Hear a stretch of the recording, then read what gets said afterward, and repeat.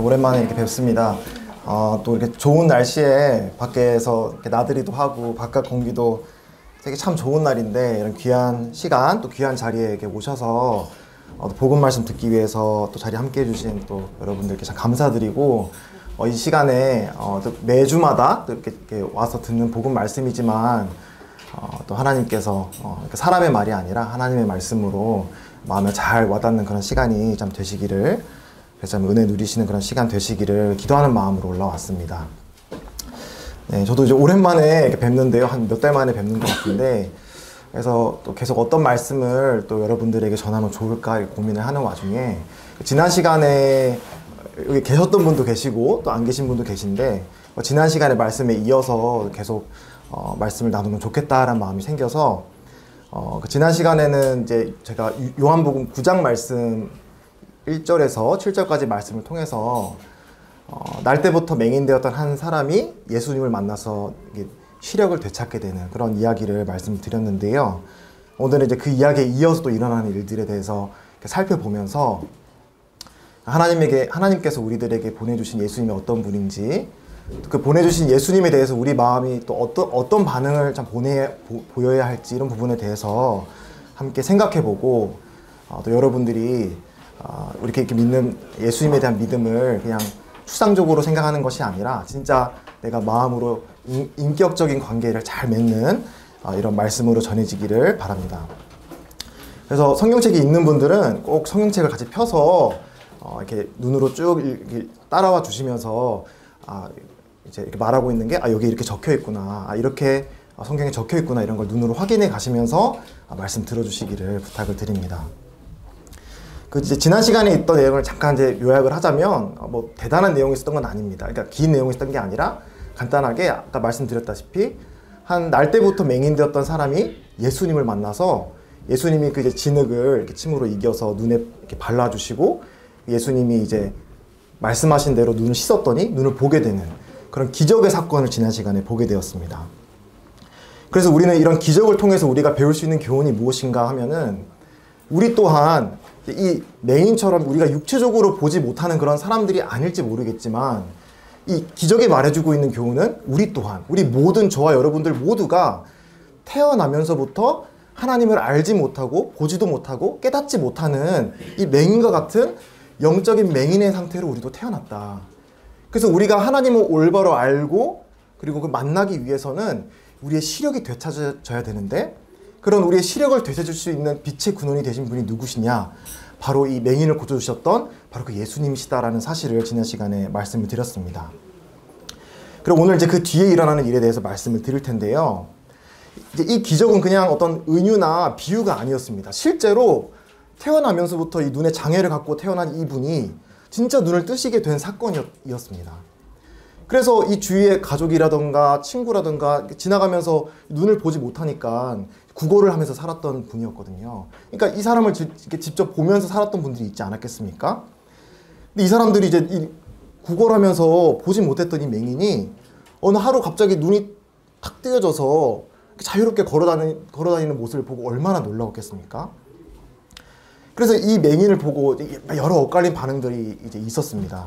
어떤 사람들은 이 맹인을 보면서 이 사람은 우리가 알던 예전에 그 맹인이 아닐 거야. 어떻게 사람이 눈이 안 보였다가 눈이 뜨여지게 돼. 에이, 그런 일이 어딨어. 이렇게 생각하는 사람도 있었고요. 또 어떤 사람은 아니야, 이 사람 진짜 그 맹인 맞아. 어떻게 이런 일이 일어났지? 라고 궁금해하는 사람도 있었습니다. 그래서 이제 이 맹인이 설명을 하는 것이죠. 제가 예수라고 하는 불리는 한 남자가 찾아와서 그래서 그분이 이제 하는 대로 따라 했더니 내 눈이 낫게 되었습니다 라고 말을 했습니다. 그리고 이제 사람들은 야, 정말 대단하다, 놀랍다라는 이런 놀라운 반응을 보이면서 이제 이 맹인을 그 당시에 유대 사회 지도자들인 바리새인들이라고 불렸는데, 이 바리새인들에게 이 맹인을 데려갔습니다. 근데 이제 바리새인들에게 이 눈이 고쳐진 맹인을 데려가는 건 이상한 일이 아니었습니다. 왜냐하면 이제 그 사회에서는 이 지도자들은 굉장히 존중받고 존경받는 사람들이었습니다.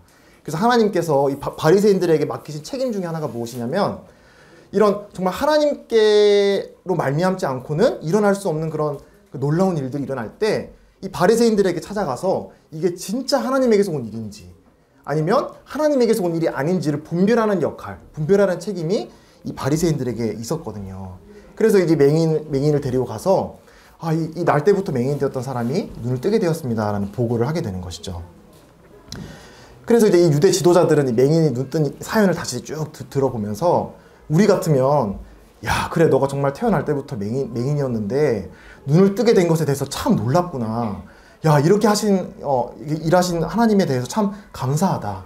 하나님께 영광을 돌린다. 이런 반응을 보였던 것이 아니라 이제 이 바리새인들이 그 맹인이 눈 뜬 사건에 대해서 이렇게 얘기를 쭉 듣고 나서 잠깐만, 눈을 뜨게 했다고? 지금 오늘이 무슨 날이야? 오늘 안식일이잖아. 그 당시에 안식일에는 일을 하면 안 되는 날이었거든요. 유대 법상. 이 유대 법상 안식일이면 일을 해서는 안 되는데 왜 이 안식일을 어기면서 왜 이 맹인을 고쳐진 거야?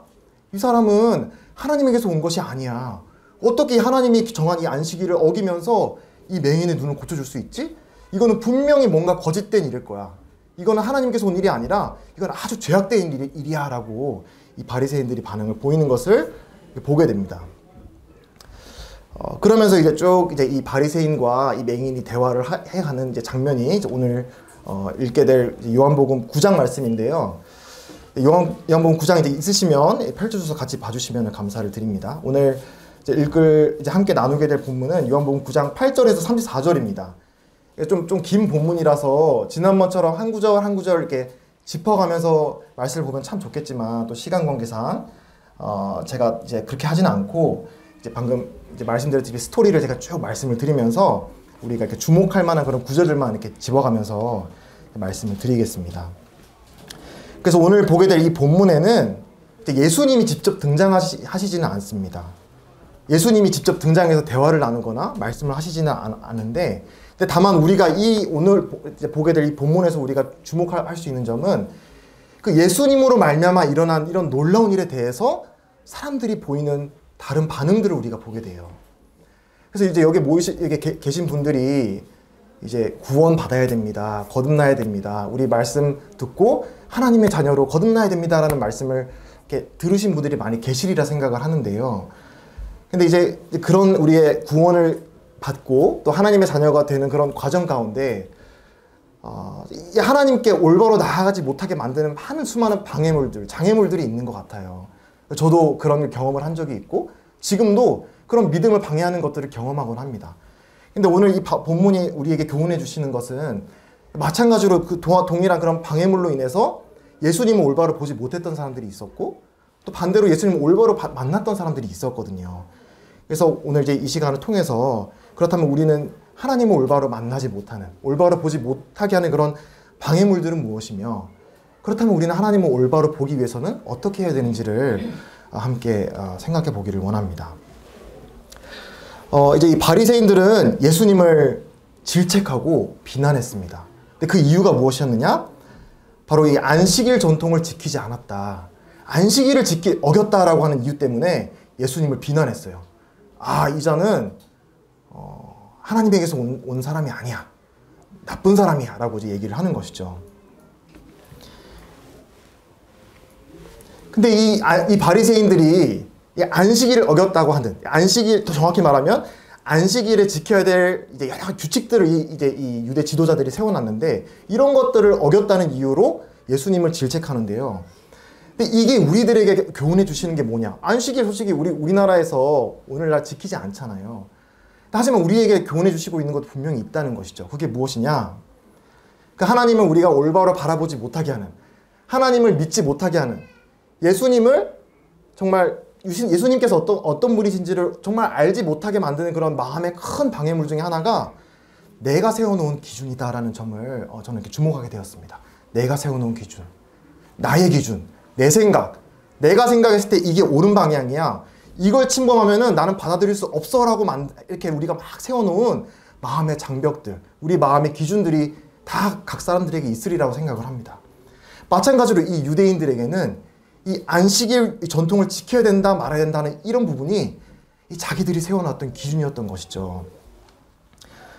이 안식일은 아주 중요한 계명 중에 하나였습니다. 하나님께서 이스라엘 백성에게 주신 10계명 가운데 너희들의 안식일을 이제 그 거룩한 날로 지켜라 이런 말씀을 하셨는데, 이 안식일에 대해서만 얘기를 나눠도 너무 할 얘기가 많이 있어요. 그래서 오늘 제가 말씀드리는 건 안식일이 어떤 날이냐, 하나님이 우리 이스라엘 백성에게 안식일 주신 목적이 뭐냐, 이걸 말씀을 드리고자 하는 것이 아니라, 이제 이 안식일을 하나님께서 중요한 날로 주셨는데, 근데 이 안식일을 지키기 위해서 하나님이 이 날은 너희들이 다 일하지 말고 쉬면서 하나님이 주신 여러 가지 은혜들을 누리고, 일을 하기보다는 주위에 있는 이웃들을 돌아보고 하나님이 주신 것들을 믿음의 눈으로 감사하면서 누리는 하루를 보내라라고 이제 그런 목적으로 주셨는데, 근데 그거를 잘 지키기 위해서 그러면 일하는 게 뭐고 일하지 않는 건 무엇인지를 하나하나 세세하게 정해놓은 그런 규칙들이 있었습니다. 그래서 이제 바리새인들이 39가지 뭐 금기사항을 막 정해놨다고 해요. 그래서 뭐 이제 바느질을 해서도 안 되고, 타작을 해서도 안 되고, 망치질을 해서도 안 되고, 양털을 깎아서도 안 되고, 뭐는 노동하는 것이고 어떤 거는 노동이 아니다라는 것들을 하나하나 다 이렇게 꼼꼼하게 정해놨다고 해요.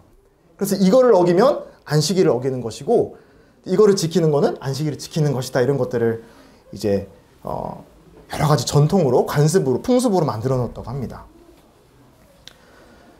근데 이제 이 바리새인들의 문제점은 이런 안식일을 하나하나 좋은 이런 규칙들을 세워놓고 지켰던 그것 자체가 문제가 아니라, 이 바리새인들의 문제는 무엇이었느냐?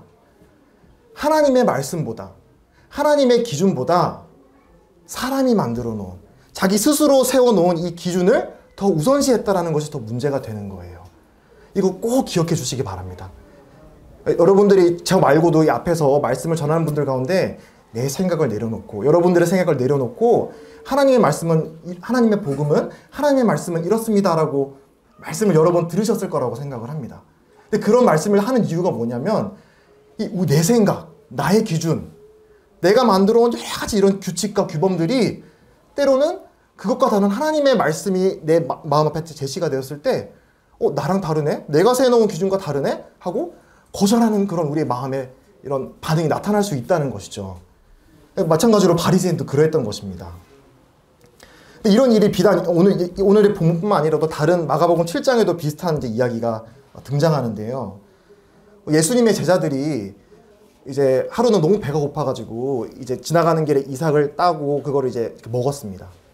그 예수님의 제자가 그렇게 이삭을 따가지고 이제 알곡을 따서 이렇게 먹으면서 좀 배를 채우고 있는 그거를 이제 바리새인들이 옆에서 보면서 또 이제 막 질책을 하는 거예요. 예수의 제자들? 이거 안식일에 이거 알곡 따면 안 되는데 그 알곡을 따서 먹네? 그리고 우리가 만들어 놓은 전통에는 깨끗하게 손을 씻고 먹어야만 우리의 몸이 부정해지지 않고 우리의 몸이 깨끗해진다고 이 법에 정해져 있는데 그거 안 지키네? 야, 저 예수의 제자들, 그리고 저 예수 부정한 사람이다 라고 손가락질하고 질책하는 그런 장면이 나와요. 근데 이제 거기서 예수님이 이제 그렇게 질책하고 이렇게 비난하는 그런 바리새인들에 대해서 이제 마가복음 7장 7절에서 9절에 이렇게 대답을 하시는데 제가 읽어드리겠습니다. 잘 들으시길 바랍니다. 예수님께서 이 바리새인들에게 이렇게 말씀을 하십니다. 사람의 계명으로 교훈을 삼아 가르치니 나를 헛되이 경배하는도다 하였느니라. 너희가 하나님의 계명은 버리고 사람의 전통을 지키느니라. 또 이르시되 너희가 너희 전통을 지키려고 하나님의 계명을 잘 저버리는도다. 이렇게 말씀을 하십니다. 마찬가지로 예수님께서는 이 바리새인들, 이 유대 지도자들이 무엇이 문제냐, 이 전통을 잘 지키는 게 문제냐, 그렇게 말씀하시지 않아요. 다만 사람의 전통, 사람이 세워놓은 기준과 규칙을 하나님이 말씀하신 기준과 규칙보다 더 우선시했다. 이거를 이제 예수님께서는 바리새인들의 문제로 말씀하고 있는 것입니다. 그래서 이어지는 내용에서 쭉 예수님이 말씀하시는 요지는 두 가지입니다. 첫째, 이 바리새인들은 예수님의 제자가 손을 안 씻고 이제 이 밥을 먹었으니까 이 더러운 손으로 먹으면 우리의 몸이 부정해진다 라고 막 제자들에게 비난을 했는데, 예수님이 말씀하신 것은 정작 그렇게 장로들의 이런 전통들을, 유대인들이 세워놓은 이런 전통들을 안 지킨다고 비난하는 사람들에 대해서 너희들 사람이 세워놓은 전통 안 지킨다고 뭐라 해? 근데 사실 너희들은 그거보다 더 권위 있는 하나님의 계명을 안 지키고 있어. 그래서 예를 드신 게 그 당시에 고르반이라고 하는 말이 있었는데, 고르반은 이제 그것도 하나의 풍습이었습니다. 그래서 하나님께 뭔가 감사하는 표현으로 하나님께 감사의 제물을 바칠 때, 하나님께 이런 선물을 드릴 때, 하나님 감사합니다고 선물을 드릴 때 고르반이라고 말하면 이제 그걸 하나님께 드린다는 의미가 있었습니다. 근데 이제 이 사람들이 이거를 핑계 삼아서 이런 풍습을 어떻게 이용했느냐? 자신이 마땅히 보필해야 되는, 하나님께서는 십계명 가운데 너 부모를 공경하라는 말씀을 주셨거든요. 근데 그 부모를 공경하라는 말씀을 지키지 않기 위해서 내가 부모에게 마땅히 나의 부모를 보필하고 케어해드리기를 원하지 않기 때문에 고르반이라고 하는 그 풍습을 이용해서 나 이거 하나님께 드리려고 챙겨놓은 재물이에요 라고 그렇게 살아왔던 거예요. 근데 그거를 지적하시면서 그 바리새인들은 사실은 자기가 세워놓은 그런 규칙을 하나님이 세워놓은 규칙보다 더 우선시하고 살아가고 있다라고 예수님께서 지적을 하십니다. 그리고 둘째로는 손을 씻고 먹지 않는 게 내 몸을 부정하게 한다라는 그런 믿음으로 그 사람들이 그렇게 주장을 했는데, 예수님께서 말씀하신 거는 어떤 사람이 부정해진다, 부정해지지 않다, 깨끗하다, 부정하다를 나누는 기준이 무엇인가, 그거를 또 말씀을 하십니다. 그래서 밖에 있는 더러운 음식을 내가 몸에 먹었다고 해서 나의 영혼이, 그리고 내 몸이 더러워지고 부정해지는 것이 아니라, 사실은 밖에 있는 외부적인 요인 때문에 내가 더러워지는 것이 아니라 내 마음 안에서 나오는 게 나를 더럽게 한다라고 예수님께서 말씀을 하십니다. 내 마음 안에서 내 몸 밖으로 나오는 것 때문에 나를 더럽게 한다. 특히 이제 그 안에서라고 하는 거에 그 의미가 무엇이냐? 바로 우리 마음을 말하는 것입니다. 우리 모든 사람은, 저와 여러분, 우리 모든 사람은 왜 부정한 자인가? 왜 하나님 앞에서 깨끗하지 못한 자인가라고 했을 때, 내가 깨끗한 음식을 먹어서, 내 주위에 있는 환경이 깨끗해서 내가 깨끗한 사람이 아니라 내 마음 안에서 나오는 것 때문에 내가 깨끗하냐, 부정하느냐가 달려있다는 것입니다. 그래서 하나님께서 그 하나님의 말씀을 주신, 하나님의 계명을 주신 목적이 뭐냐? 그런 말씀을 잘 지켜서, 야, 나 이렇게 의로운 사람입니다. 나 이렇게 깨끗한 사람입니다. 나 옆에 있는 이 사람보다 내가 더 훌륭한 사람이에요 라고 자랑하려고 말씀을 주신 것이 아니라, 그 말씀 앞에 내가 나 자신을 정직하게 비추어 봤을 때 내 마음이 깨끗하지 않구나. 내 마음이 더럽구나. 나는 원하지 않는데 거짓말이 나오는구나. 나는 원하지 않는데 나를 힘들게 하는 사람을 보면 증오하는 감정이 생기는구나. 나는 용서하고 싶은데 용서했다고 생각하는데 또 뒤돌아서 그 사람 얼굴을 보면 분노가 일어나고 그 사람을 이렇게, 그 사람에게 안 좋은 마음을 품게 되는 이런 악한 마음이 생기는구나. 나는 원치 않는데 내 마음 안에서 내가 원치 않는 나쁜 것들이 이렇게 샘솟아 나오는구나 라는 것을 하나님이 계명을 주심으로써 우리들에게 깨닫게 하시기 위해서 계명을 주셨다라고 예수님은 그 이야기를 통해 말씀하십니다. 오늘 다시 돌아와서 오늘의 이야기도 마찬가지인 것이죠. 이 바리새인들은 안식일 가운데 예수님께서 맹인의 눈을 고치신 것을 바라보면서 자기의 기준으로 꽉 차 있었던 것이죠. 이 안식일, 내가 세워놓은 이 규칙들을, 기준들을 꼭 지켜야만 해. 그게 의로운 것이고 하나님 앞에 올바르게 사는 삶이야 라고 딱 자기의 그런 딱딱한 기준을 세워놓은 것입니다. 근데 그거에 뭔가 맞지 않는 예수님의 어떤 모습이 보이니까 그걸 받아들일 수가 없는 거예요. 이게 바리새인들의 이야기일 뿐일까요? 아닙니다. 이건 저의 모습이고 또 저와 여러분들의 모습이기도 합니다. 우리가 많은 경우에 내가 세워놓은, 내 마음에 가득 자리 잡고 있는 이 나의 기준 때문에 하나님은 이런 분이셔, 하나님은, 또 예수님은 나를 위해서 이렇게 행하셨어 라고 하는 하나님의 말씀에 대해서 받아들여지지가 않는 것입니다.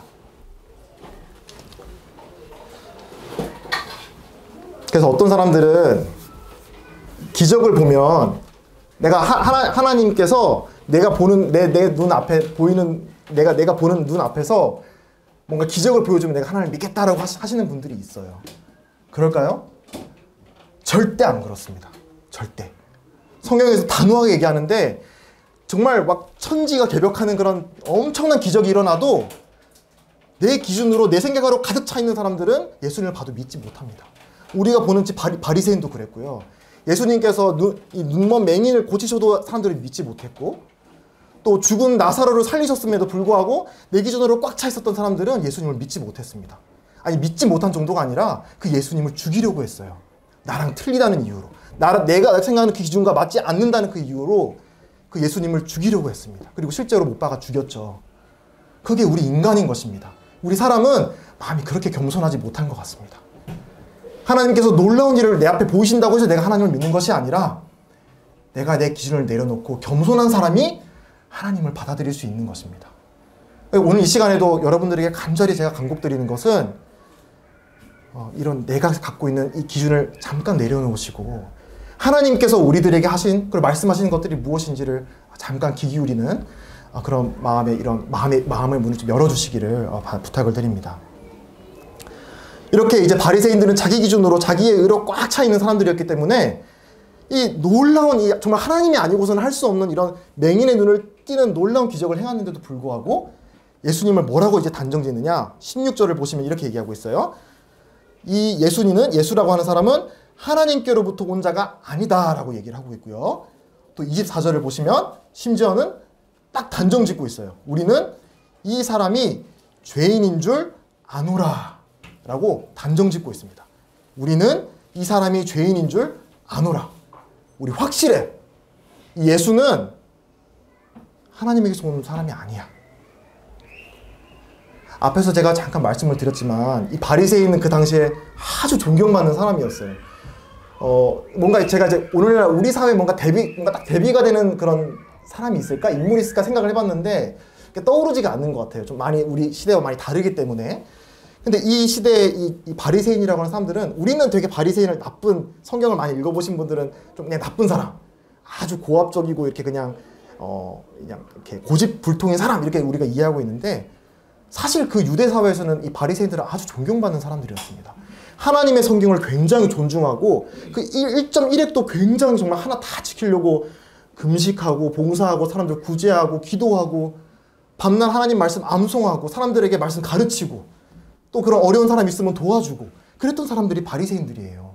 그러니까 얼마나 사람들에게 존경받는 사람들이 있겠어요.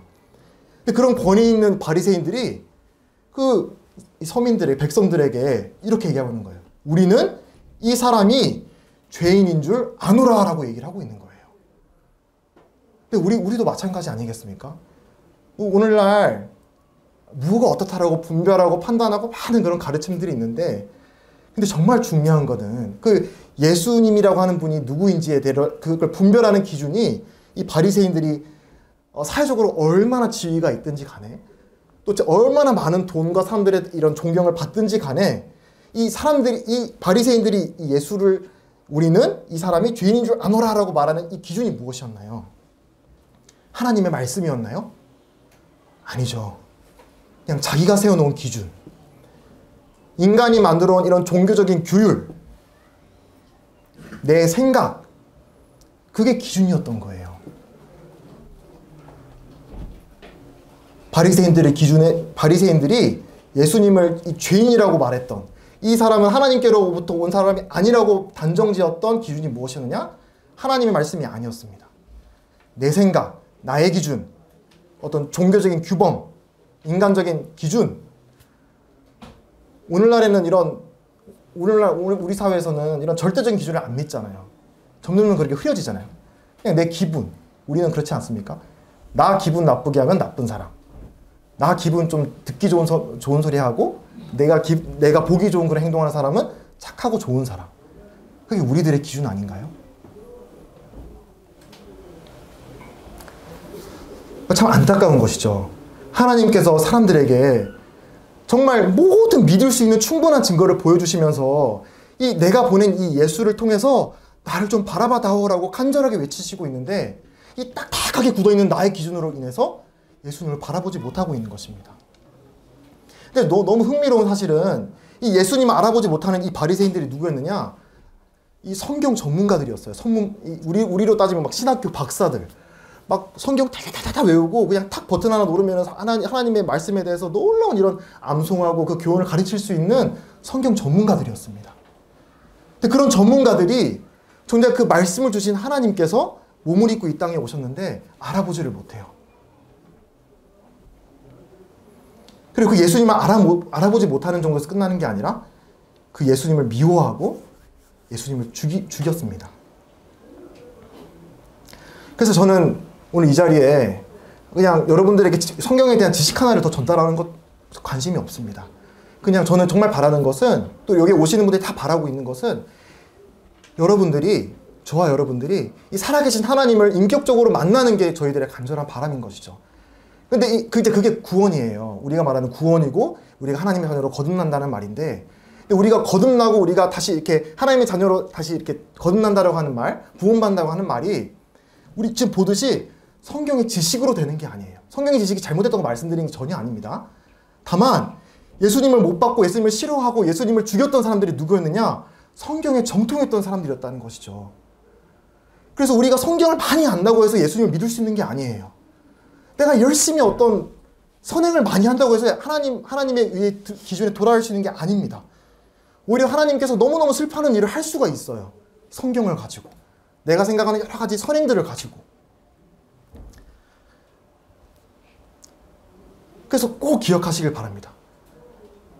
제가 마치 우리 믿는 사람들은 뭔가 더 훌륭하고 더 뭔가 똑똑하고 뭔가 더 가져서 우리는 구원받았고, 구원 안 받은 사람들은 뭔가 덜 떨어지고 뭔가 부족하고 뭔가 우리보다 그냥 그런 사람들이어가지고 지금 구원을 못 받고 있느냐? 그게 절대 아니라는 것이죠.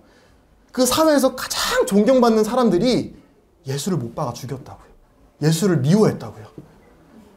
하나님의 놀라운 지혜와 신비가 이렇게 들어있는 거예요. 하나님의 복음 앞에 선 사람들 가운데 우리가 똑똑하다고 사회적으로 훌륭한 일을 많이 이루어냈다고 하나님을 깨닫는 게 아니라는 이 증거가 우리를 바라보고 있는 것입니다. 이제 주위에 친구분이나 이제 이렇게 한번 물어보시길 바랍니다. 이게 혹시 그리스도인 믿는 분이 이렇게 주위에 계시면 한번 물어보세요. 그런 말들을 많이 하세요. 내가 이렇게 쭉 복음을 전하고 이런 멋진 예수님 믿어라고 많이 전해봤는데 착한 사람이 더 믿기 어려워. 이렇게 말하는 사람들이 많아요. 들어본 적이 있으신가요? 착한 사람이 더 믿기 어려워. 착한 사람이 더 구원받기 어렵더라. 그게 무슨 말이냐? 착하면 구원을 못 받는다. 그 말이 아니에요. 착하면 구원 못 받는다. 그 말씀을 하는 게 아니라, 지금 우리가 바리새인을 통해서 우리가 교훈받는 것처럼 착한 일 자체는 좋은 거죠. 좋은 건데 그 착함을 정의내리는 나의 기준, 나는 이렇게 살 거야, 난 이렇게 철두철미하게 내 삶을 계획하고 내가 세워놓은 이 선의 기준에 따라서 이렇게 살아가고 있어 라고 하는 내가 세워놓은 기준이 너무나 확고하고 뚜렷하고 딱딱한 나머지 하나님 하는 말씀이 그 마음에 비집고 들어갈 틈이 없는 거예요. 너무 딱딱해서. 내가 살아오는 이 삶의 기준들이 너무 딱딱해서 하나님 말씀이 들어갈 틈이 없는 거예요.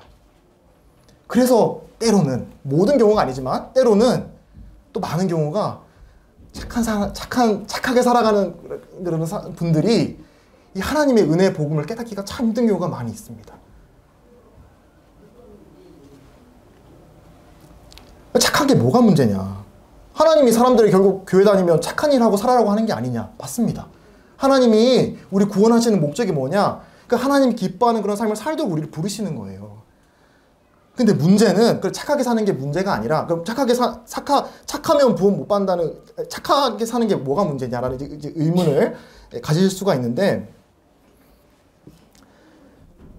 이 사람의 의, 우리가 노력으로 쌓는 그 선이 하나님이 요구하는 그 의의 기준에 도저히 미치지 못하기 때문입니다. 다시 말씀드릴게요. 착하게 노력하고 사는 게 나쁘다고 말씀드리는 게 아니라, 그렇게 살면 하나님이 요구하는 절대적인 그런 의의 기준에 도달할 수 있다고 믿는다는 게 문제라는 것이에요.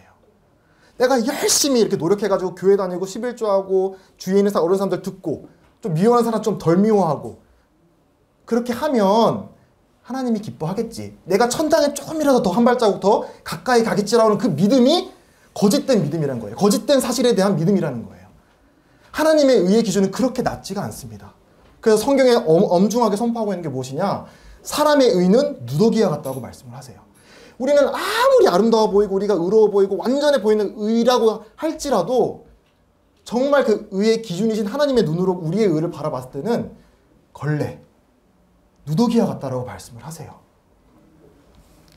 그래서 로마서에서도 이렇게 말씀을 하시죠. 모든 사람이 죄를 범하였음에 하나님의 영광에 이르지 못하였다. 의인은 없으니 하나도 없다. 우리한테 우리 자존감 낮추려고 우리를 비하하려고 하시는 말씀이 아니라 우리의 현실 상황에 대한 엄중한 선고인 거예요. 진단인 것입니다. 내가 아무리 의롭게 살려고 해도 내가 뭔가 세워놓은 뭔가 천국에 갈 만큼 내가 뭔가 내 삶이 의로워질 만큼 딱 내가 세우는 그 기준이 하나님의 기준에 비해서는 한참 미치지 못한다고 하는 것입니다. 그래서 만약에 사람의 힘으로, 내 의지로, 내 노력으로 만약에 그 하나님의 의의 기준에 도달할 수 있다라고 한다면 이 복음 필요 없습니다. 우리가 지금 여러분들에게 이렇게 복음을 전할 이유가 없어요. 그냥 여러분들에게 그냥 열심히 그냥 사세요. 지금처럼 열심히 그냥 최선을 다해서 뭐 그래 범죄는 안 저지르고 내 양심이 안 거리낄 정도로 열심히 살다 보면 혹시 구원 받을지도 모르는 거예요. 근데 그게 성경에서 말씀하고 있는 진리가 무엇이냐, 하나님의 말씀이 무엇이냐, 그건 이제 우리들의 생각이죠. 근데 그 우리들의 생각과 달리 하나님의 생각은 무엇이냐? 우리가 아무리 의로서 하나님께 기쁘게 되려고, 하나님 앞에 의로워지려고 해도 우리는 의로워질 수 없습니다라고 하는 게 성경의 말씀입니다. 그럼 어떻게 우리가 의로워지느냐? 우리가 어떻게 했을 때 하나님 앞에서 의로운 사람으로 여김을 수 있느냐? 간단합니다. 내 힘으로 될 수 없는데 내 힘으로 할 수 없는 그거를 할 수 있는 분이 오셔서 나 대신 하셨다는 걸 받아들이는 거예요. 근데 놀라운 게 뭔지 아십니까? 정말 기쁜 소식이 뭔지 아십니까? 나는 하나님 앞에서 의를 쌓지 않았어요. 그리고 쌓을 수도 없었어요. 그런데 내가 할 수 없는 거 인정해. 근데 내가 할 수 없는 걸 할 수 있는 그 하나님이 대신 나 대신 하셨다고? 내가 받아야 될 그 하나님의 진노와 심판을 나 대신 예수님께서 받으셨다고? 내가 이룰 수 없는 하나님의 의의 기준을 그 예수님이 대신 이루셨다고? 아, 그래? 너무 감사하네 라고 우리가 마음으로 받아들이고 믿는 그 순간 하나님께서는 그 사람을 예수님과 똑같이 의인으로 바라보신다라고 말씀을 하시는 거예요.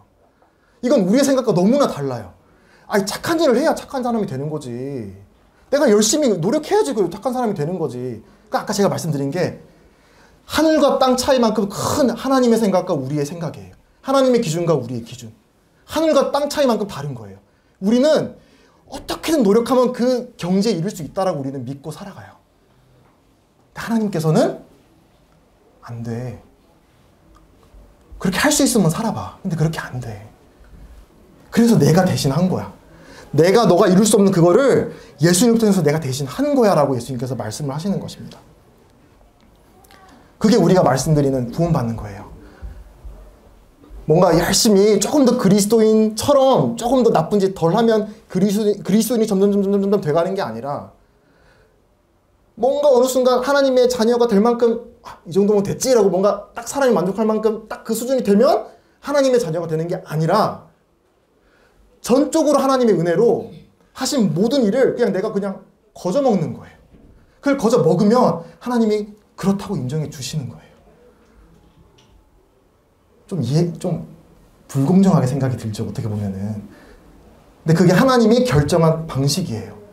성경의 가르침입니다. 그게 하나님이 결심하신 것이고 의도하신 것입니다. 사람의 능력과 어떠함이 아니라 하나님의 은혜로 말미암아 우리가 구원받는 것.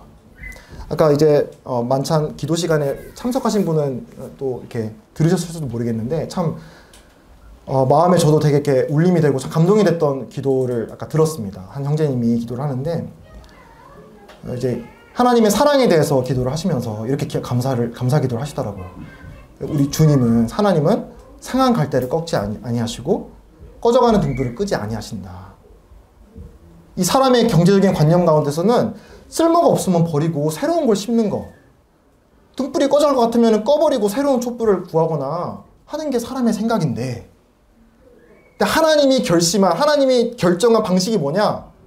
그 상한 갈대를 꺾지 않는 거, 꺼져가는 등불을 끄지 않는 거, 너가 할 수 없는 걸 내가 대신 짊어지고 하는 거, 은혜로 하는 게 바로 하나님이 결심한 방식이라는 겁니다.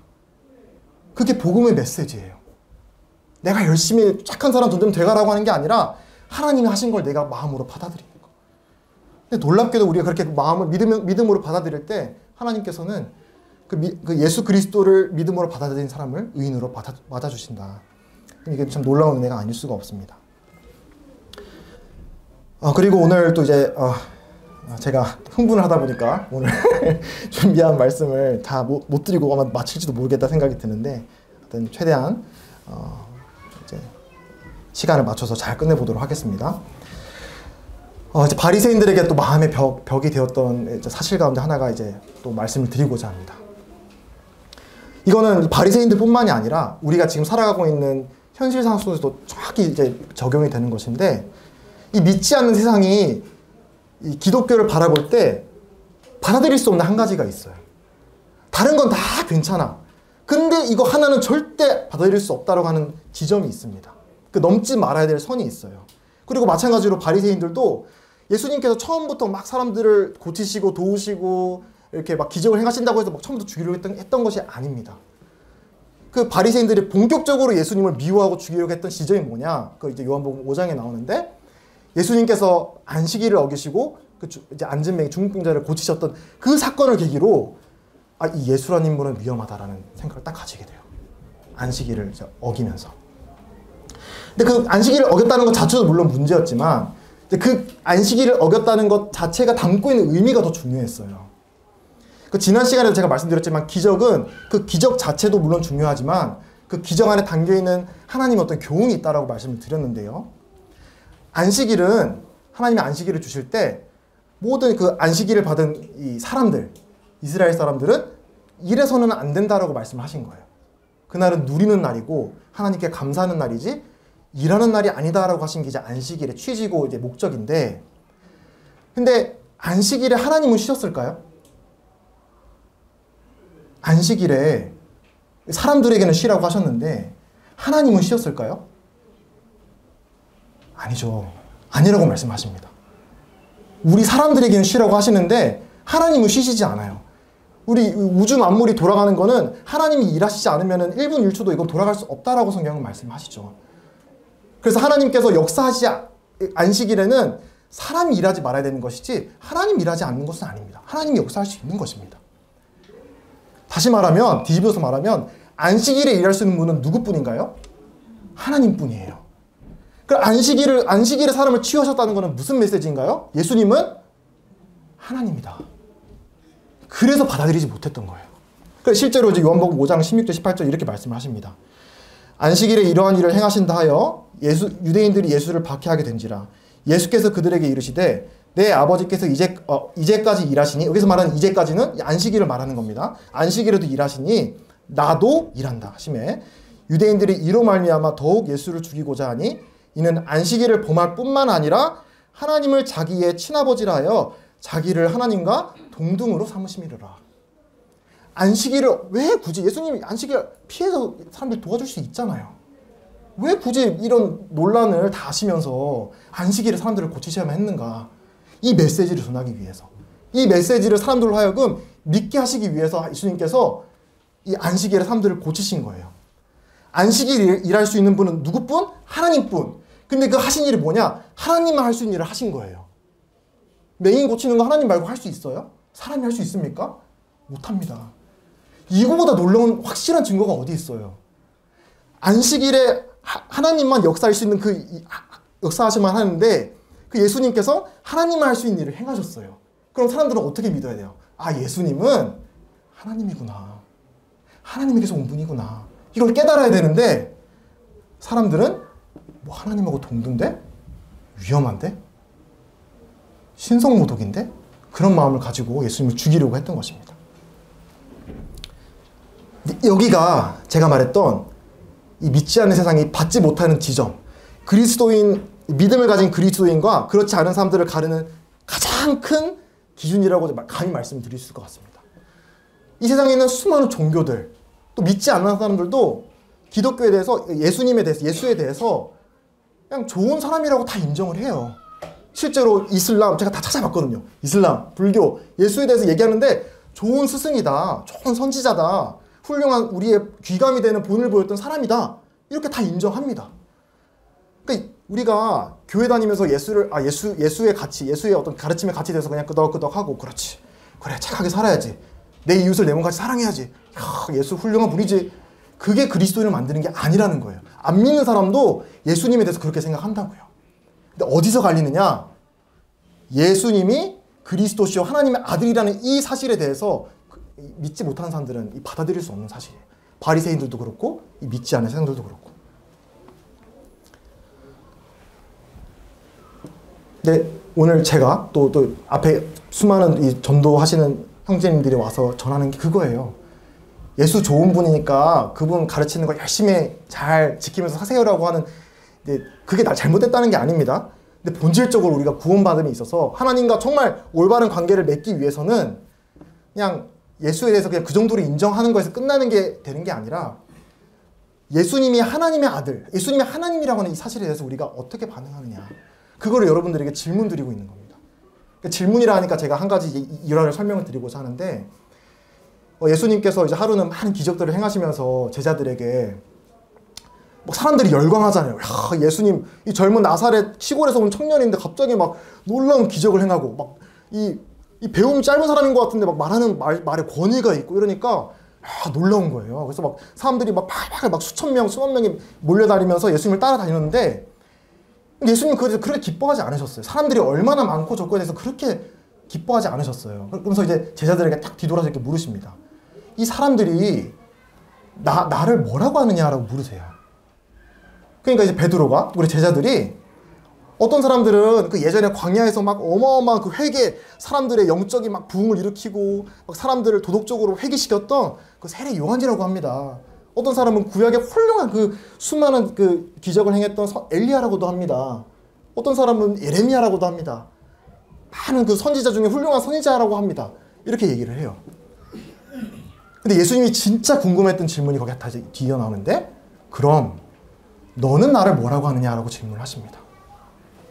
사람들이 뭐라고 하느냐, 이 세상에 있는 어떤 사람들이 뭐라고 하느냐, 학교에서 나를 뭐라고 가르치느냐, 그게 중요한 게 아니라, 그럼 너희는 나를 뭐라고 믿느냐, 거기에 예수님은 관심이 있으세요. 내가 속해 있는 교회가 뭘 믿느냐? 중요하죠. 중요합니다. 내가 주위에 있는 사람들이 어떤 믿음을 가지고 있느냐? 중요합니다. 근데 그거보다 더 관심이 있으신 거는, 예수님은 여러분 한 사람 한 사람, 저와 여러분 한 사람 한 사람이 예수님을 뭐라고 생각하는지를 정말 궁금해 하시거든요. 그때 이제 베드로가 놀랍게 이런 대답을 합니다. 이제 마태복음 16장 15, 16절인데 읽어드리겠습니다. 시몬 베드로가 대답하여 이르되 주는 그리스도시요 살아계신 하나님의 아들이시니이다. 주는 그리스도시요 살아계신 하나님의 아들이십니다 라고 대답을 합니다. 그리스도라고 하는 거는 메시아라고 하는 말을 들어보셨을지 모르겠습니다. 메시아, 하나님이 임명한, 하나님이 보내신, 그리고 하나님이 유일하게 인정한 구원자를 이제 메시아라고 하는데, 이거를 헬라어로 그리스도라고 합니다. 그래서 하나님이 인정한, 하나님이 임명한 우리의 구원자를 그리스도라고 하는 거예요. 우리 주 예수님은 그리스도이십니다. 그리고 살아계신 하나님의 아들이십니다. 지난 시간에도 말씀을 드렸죠. 하나님의 아들. 하나님의 아들이란 말은 하나님의 모든 신성을 다 갖고 계신 하나님 그분 자신이십니다라는 그런 고백인 것입니다. 이 베드로가 이렇게 고백을 해요. 사람들은 수많은 선지자들, 좋은 스승이라고 대답을 하는데, 베드로는 예수님은 하나님이 인정한 그리스도시고 하나님이십니다라고 대답을 하고 있는 거예요. 이거는 그냥 정말 그냥 단순해 보이는데 단순한 대답이 아니에요. 그 17절에 예수님이 이제 시몬에게, 이 베드로에게 이렇게 대답을 또 하세요. 시몬아, 베드로야, 너가 복이 있도다. 이를 내게 알게 하니는 혈육이 아니요 하늘에 계신 내 아버지시니라. 예수님에 대해서, 예수님은 하나님께서 보내신 저를 죄에서 구원할 수 있는 유일한 구원자입니다. 예수님은 하나님의 아들이시고 하나님이십니다라고 우리가 마음으로 고백하는 거, 그거 절대 우리 사람이 할 수 있는 게 아니라고 말씀을 하세요. 여기서 말하는 혈육은, 그러니까 우리가 지적으로, 사회적으로, 세상적으로, 학문적으로 얼마나 똑똑해도 이런 고백은 그냥 지적으로 안다고 할 수 있는, 지적으로 알아서 할 수 있는 진술이 아니라고 말씀을 하는 거예요. 여기서 말하잖아요. 너가 이걸 알게 한 것은, 이렇게 믿게 한 것은 혈육이 아니라 하늘에 계신 내 아버지시다. 제가 말씀드렸죠. 여러분들이 구원받고 하나님의 자녀로 거듭나는 거, 이게 저의 간절한, 또 우리 여러분들 주위에 있는 그리스도들의 간절한 소원이고 기도 제목인데, 어떻게 거듭날 수 있느냐? 어떻게 구원받을 수 있느냐? 어떻게 하나님의 자녀가 될 수 있느냐? 이 고백을 내가 마음으로 할 수 있게 되는 게 이제 구원받는 거라고 말씀드리는 거예요. 근데 이거는 그냥 이 말을 그냥 주문처럼 외운다고 이게 해결되는 게 아니라 이 지금 베드로의 이 고백이 마음으로 받아들여지고 나의 고백으로 나올 수 있는 거. 이거를 이제 우리가 이제 믿음이라고 하는 것입니다. 구원에 이르는 믿음.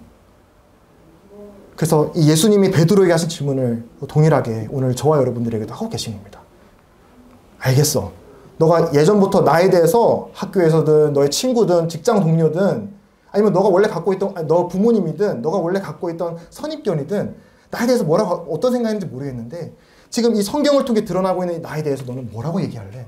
너는 나에 대해서 어떻게 얘기를 할 것이니? 라고 우리들에게 묻고 계신 것입니다. 요한복음 오늘 읽었던 이 요한복음 책 마지막에 이 책을 기록한 목적에 대해서 이렇게 얘기를 합니다. 오직 이것을 기록함은 너희로 예수께서 하나님의 아들 그리스도이심을 믿게 하려 함이요 또 너희로 믿고 그 이름을 힘입어 생명을 얻게 하려 함이니라.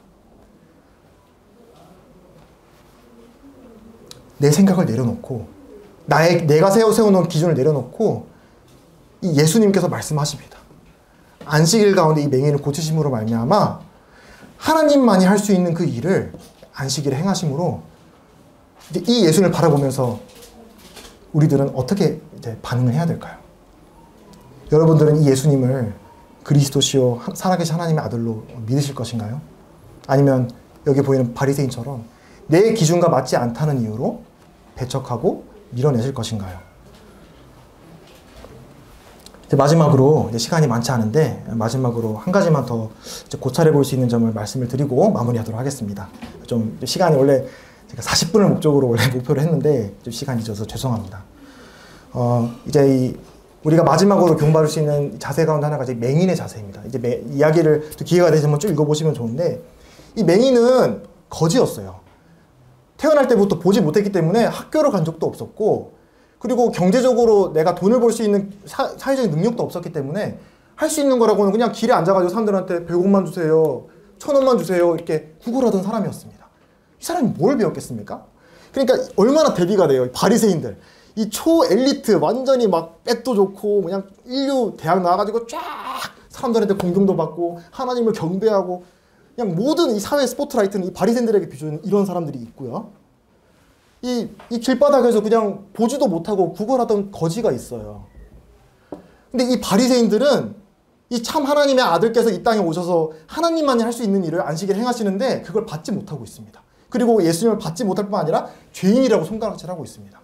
배운 사람들이, 성경을 잘 아노라고 하는 사람들이, 사람들에게 존경받노라고 하는 사람들이. 근데 이 맹인은 아무것도 배우지 못하고 능력 없는 맹인은 의아해요. 아니 알겠어요. 알겠어요. 여러분들 대단한 사람인 거 저도 알겠고요. 이 사람들이 막 엄청 막 협박을 하거든요. 너 예수를 인정하면 너 이 출교시켜 버릴 거야. 이 사회에서 쫓아내 버릴 거야. 이렇게 막 위협까지 하거든요. 근데 거기에 굴하지 않고 이 맹인이 아니 그런데 다 알겠어요. 여러분이 막 예수를 싫어하는 것도 알겠고 뭔가 막 대단히 뭐 성경 많이 알고 있는 거 알겠는데 근데 내가 부인할 수 없는 한 가지가 있어요. 내가 태어날 때는 못 봤는데 내가 예수를 만나고 나서는 내가 볼 수가 있어요. 아니, 여러분이 정말 대단한 건 알겠는데 내가 태어날 때 못 본 건 내가 경험한 거거든요. 그리고 내가 예수를 만나고 나고 그분이 말하는 대로 따라갔더니 보게 됐어요. 근데 이 사실은 내가 부인할 수가 없어요 라고 이제 맹인이 대답하는 장면이 나옵니다. 그리고 결국 이제 이 맹인은 유대 지도자들로부터 쫓겨나게 되거든요. 여기서 다시 한번 이 맹인의 모습을 이제 우리 다음 뒤에 있는 내용은 다음에 또 기회가 되면 나누도록 할 텐데요. 우리가 이 구원을 받는다. 하나님 앞에서 정말 살아있는 인격적인 관계를 맺는다라고 할 때 정말 중요한 게 뭘까? 우리가 이 두 사람을 보면서 알 수 있는 것 같아요. 이 바리새인이라는 그룹과 이 거지 맹인 이 두 사람을 바라보면서 정말 하나님의 은혜, 하나님의 이 은혜라고 하는 선물, 구원이라고 하는 선물을 결국 받게 되는 사람이 누군지를 한번 바라보세요. 그리고 나라면 이 바리새인과 같은 사람이 될 것인지 아니면 이 거지 맹인과 같은 경험을 하고 싶은지 우리가 이제 결정을 하는 거예요. 이 맹인은 뭐 와서 무슨 학위를 받은 게 아니에요. 지식을 지식을 얻은 게 아닙니다. 이 맹인을 뒤바꿔 놓은 사실은 단 하나. 이 예수님을 인격적으로 만났다는 거. 예수님을 만났다는 그 사실 하나가 이 맹인을 뒤바꿔 놓은 것입니다. 우리의 구원도 마찬가지입니다. 여러분들이 아무리 교회 나오는 거 좋은 거예요. 자주 나오시고 말씀 많이 들으시고 또 여기 나오는 분들 한번 질문도 많이 하세요. 저도 많이 했거든요. 이해가 안 되고 좀 불쾌한 내용이 있어요. 내가 듣기 이해가 안 돼. 받아들이지 않아. 와가지고 질문을 해주세요. 그럼 저희도 최선을 다해서 하나님 뭐라 하시는지 저희가 대답해 드리도록 기도로 같이 고민하고 또 말씀을 드릴 텐데, 근데 제가 말드린 요지는 하나님과 내가 개인적으로 인격적인 관계를 맺어짐에 있어서 그럼 지식이 그렇게 해준다는 게 아닌 거예요. 교회를 자주 나온다고 내가 하나님 앞에서 구원받는 게 아닙니다. 내가 성경을 딸딸딸 외운다고, 성경 필사 필독 여러 번 한다고 되는 게 아닙니다. 이 예수님과 살아있는 관계가 맺어질 때, 다시 뒤집어서 또 다른 측면을 얘기하면 아까 얘기하는 것처럼 예수님이 우리에게 하신 질문, 이 성경에서 증거하는 이 예수 그리스도에 대해서 나는 뭐라고 하느냐, 너희는 뭐라고 하느냐 하는 질문에 대해서 내가 마음으로, 요란하게 할 필요도 없어요. 내가 마음으로 이 예수님에 대해서 내가 뭐라고 고백할 것인가, 뭐라고 생각할 것인가, 뭐라고 믿을 것인가. 이게 하나님의 자녀와 그렇지 않은 사람을 나누는 가장 큰 기준점이다. 우리 부디 바라는 거는 우리가 대단하고 잘나고 해서 우리가 하나님의 자녀가 된 게 아니기 때문에 더 이렇게 부탁을 드리는 건데, 부디 나의 생각을 잠깐 내려놓으시고 나를 누구보다 잘 아시는 하나님이 말씀하시는 이 말씀을 좀 더 낮은 자세로, 그러니까 내가 하나님이 그렇다고 한다면 정말 그런가라고 정말 이렇게 겸손한 마음으로 하나님 말씀을 대하신다면 하나님께서 분명 여러분들에게 예수님이 누구신지를 보게 해주시고 또 깨달을 수 있는 믿음을 주리라고 믿습니다. 그래서 우리가 구원받는다는 게 이제 여기서 끝이 아닙니다. 구원받고 땡이 아니라 이제 구원받고 시작이거든요. 뭔가 대단한 구원받는 사람들이 막 성인이 되는 게 아니에요. 갑자기 막 엄청난 죄를 갑자기 안 짓게 되고 그런 게 아닙니다. 저도 마찬가지예요. 하나님의 그 흔들리지 않는 사랑, 완전한 사랑을 말씀하시고 그걸 믿고 내가 구원을 받았지만, 내가 이제 예수님 만나는 그날까지 자라가는 과정 가운데 넘어져요. 어제도 넘어졌고 오늘 아침에도 넘어졌겠죠? 넘어지고 매일마다 날마다 넘어지지만, 하지만 이제 그리스도인의 차이가 뭐냐, 믿지 않는 사람과 믿는 사람의 차이가 뭐냐, 여러분이 그 마음에 한번 그 믿음으로 받아들이는 순간 하나님께서 성령님을 여러분 마음 가운데 보내주시고, 그 하나님이 나의 어떠함이 아니라 하나님께서 이뤄놓으신 변하지 않는 확고한 구원의 근거에 대해서 내 안에 있는 성령님이 나에게 확신을 주세요. 점점 더 확신한 확신을. 내가 엉망진창의 삶을 살면 살수록 그 하나님의 은혜를 더 깊게 크게 깨닫게 해주세요. 내 안에 있는 성령님께서.